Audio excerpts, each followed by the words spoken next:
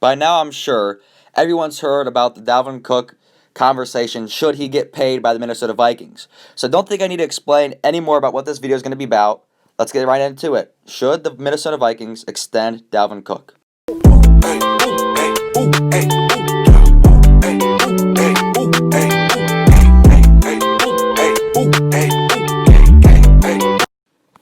In the 2017 draft, the Minnesota Vikings took the Florida State running back Dalvin Cook in the second round. His rookie year, he dealt with the injuries, ending his season very, very early, and again, being in and out of the lineup in 2018. And in 2019, Dalvin Cook had his breakout year, having over 1,000 yards and 10 touchdowns, also achieving the Pro Bowl, and being a very important piece to the Minnesota Vikings playoff win, and just being a part of their successful season.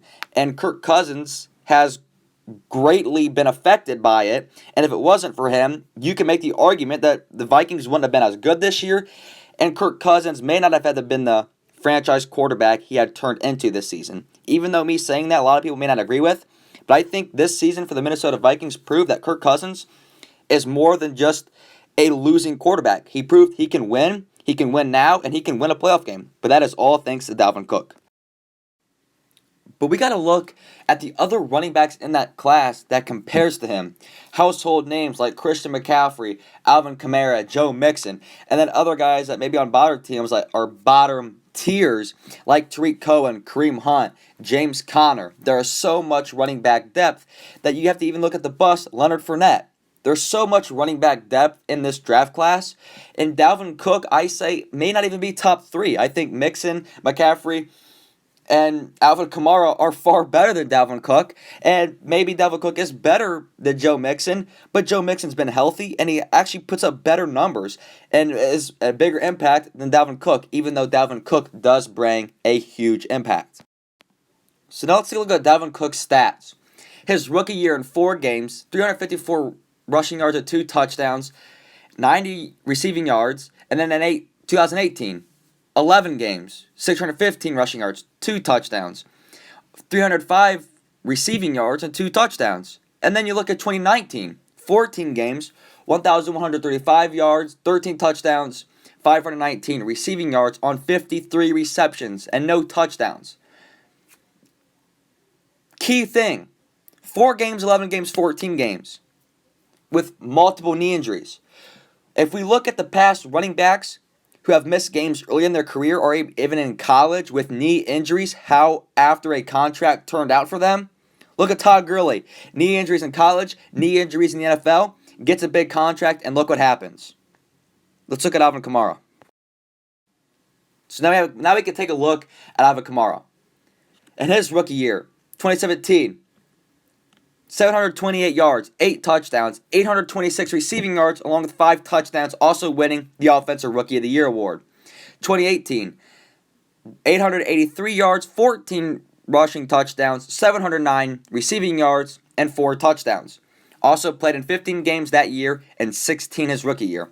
And in 2019, last year, 14 games, 797 rushing yards, 5 rushing touchdowns, also 533 receiving yards, along with a touchdown.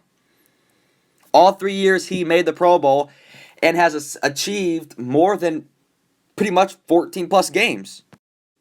Achieving those 14 plus games in each season, playing in 16 and 15 in the other seasons, is a huge thing.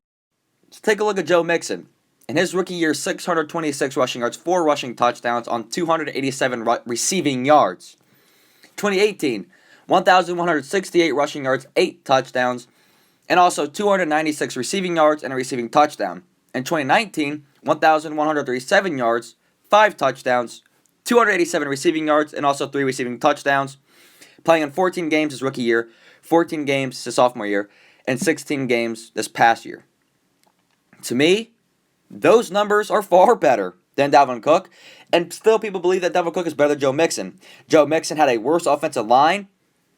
Yes, he had more reps, but a terrible line, and the team worked through him, the offense, this past year, and even in 2018. The offense worked through Joe Mixon.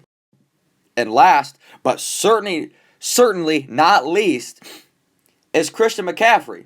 This guy is arguably the best running back in football this past year. and has put up numbers to deserve the contract he got. And if Dalvin Cook wanting this guy's contract money, he has to put up Christian McCaffrey type numbers. Christian McCaffrey had 435 rushing yards and 2 touchdowns, with 651 receiving yards and 5 receiving touchdowns in his rookie year, playing in all 16 games.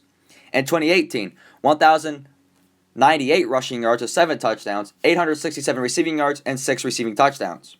Keyword, all 16 games.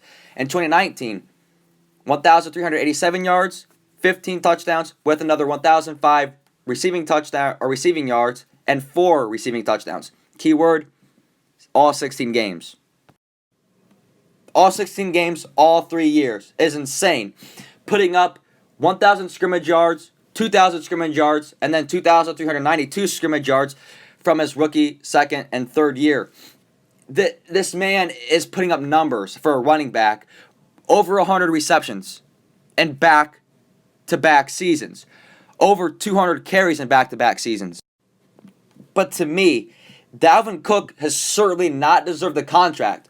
All 3 of the guys' talents I've mentioned in this video deserve more money than Dalvin Cook. And Dalvin Cook wants either the same amount or more than some of these guys in the free agent class. Also, the guys like Leonard Fournette, who was in that draft class, James Conner, Tariq Cohen, Kareem Hunt, who are arguably better and healthier. He can't stay healthy. He's going to be the Todd Gurley 2.0 if the Minnesota Vikings do decide to pay him. So in short term, the Vikings should not pay Dalvin Cook.